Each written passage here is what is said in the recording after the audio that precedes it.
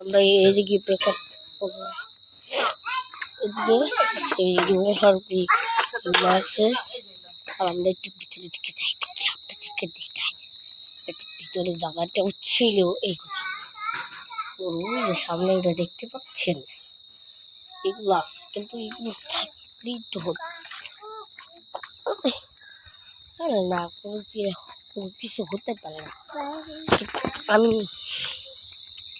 এই গ্রামে আইসি অনেকদিন পর, শনিবার অনেক দিন পর আইসি একটু ঘুরতে, ঘুরে বৃহস্পতিবার ওই শুক্রবারে চলে যাব।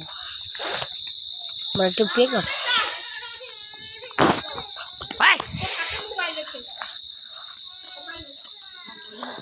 কোনো থেকে কিছু হয় নাই। আর আমরা যদি কোনো কিছু করতে পারি তারা আমরা যদি কোনো কিছু আমরা যদি কোনো ব্রেকআপ এক্সেশিয়াল টিকটক বানাইতে পারি, আমরা এছাড়া আর কিছু বানাইতে পারি।